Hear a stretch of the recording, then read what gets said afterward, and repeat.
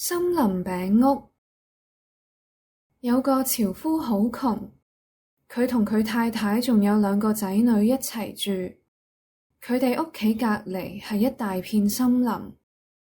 樵夫個仔叫肯修儀，個女叫格麗緹。佢哋屋企平時已經唔夠嘢食，到全國都陷入糧食短缺嗰陣，佢真係連生計都冇辦法維持到落去啦。佢越諗越擔心，夜晚瞓咗上床之後，都仲喺度點嚟點去，又同佢太太呻：我哋點算啊？自己都冇嘢食啦，仲可以搵咩嚟餵啲細路啊？太太就話：你聽我講，聽日一早我哋就帶啲細路入森林，入到啲樹生得最密集嗰啲位先停低，幫佢哋生個火，俾多2塊麵包佢哋，一人1塊，跟住我哋自己就去做嘢，留佢哋喺嗰度，佢哋自己唔會搵到路返屋企，咁我哋以後就可以少樣嘢煩。先生就答：唔得啊，老婆，我唔會咁做㗎。你叫我點忍心抌低啲細路喺樹林自生自滅啊？俾啲野獸搵到，佢哋真係等死㗎咋。太太就話：唔好傻啦！你咁想我哋4個攬住一齊餓死嘅話，而家預備定啲棺材板都差唔多㗎啦。佢繼續不停講，煩到佢先生同意咗照佢講咁做先肯收聲。之後個男人話：不過啲細路真係太慘啦，係我對唔住佢哋。佢個仔同個女因為太餓，所以仲未瞓得着覺。聽到後母同阿爸講嘅嘢，格麗緹好傷心，流晒眼淚咁同肯修儀講：我哋冇啦。噓，細聲啲啊！肯修儀話：唔好唔開心啦，冇事嘅，我好快就諗到方法㗎啦。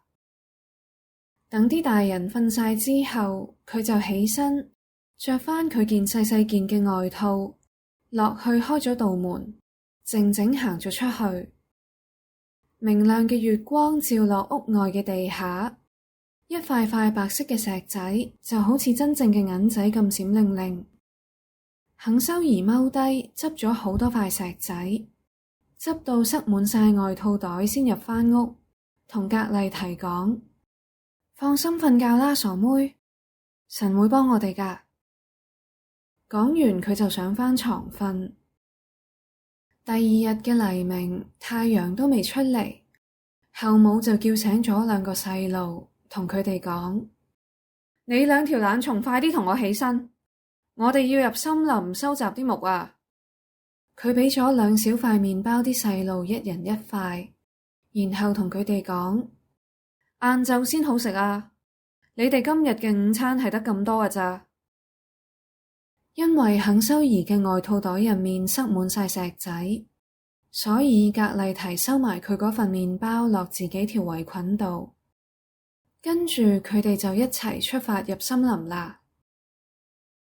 肯修儀行咗一陣就停低，回頭望返去自己屋企，再行一陣又再停低望返轉頭。佢阿爸見佢咁樣停咗好幾次，就話：肯修儀，你係咁停喺度望咩啊？留心啲，唔好路都唔記得行啊！肯修儀就答佢：爸，我望緊我隻白貓仔啊，佢坐咗上屋頂，想同我講拜拜啊！後母就話：有冇腦㗎你？嗰度冇你隻貓仔啊，係朝早啲陽光曬咗落啲煙通度咋。不過肯修儀其實冇擰轉頭望貓仔，佢只係不時由袋裏面攞塊白色石仔出嚟，抌落地下。佢哋行到樹林中間之後，阿爸就話：你哋而家去執樹枝，執埋一堆之後，我會起個火，咁你哋就唔會凍㗎啦。肯修儀同格麗緹一齊收集返嚟啲樹枝，堆到好似座山仔咁高。啲柴點着咗之後，後母等到個火燒到好高，就話：你哋兩個喺個火側邊坐低唞下啦，我哋會再行入啲去劈啲木，搞掂之後我哋就會返嚟接返你哋走。肯修儀同格麗緹喺個火側邊坐到中午，先各自食咗一小塊麵包。佢哋聽住把斧頭一下接一下嘅碰撞聲，以為阿爸就喺附近，但係嗰啲其實唔係斧頭嘅撞擊聲嚟，而係佢哋阿爸綁喺棵枯樹上嘅樹枝俾風吹到喺度撞嚟撞去。